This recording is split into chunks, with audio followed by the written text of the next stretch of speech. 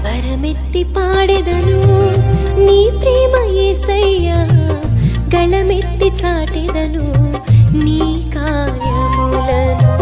స్వరమెత్తి పాడెదను నీ ప్రేమ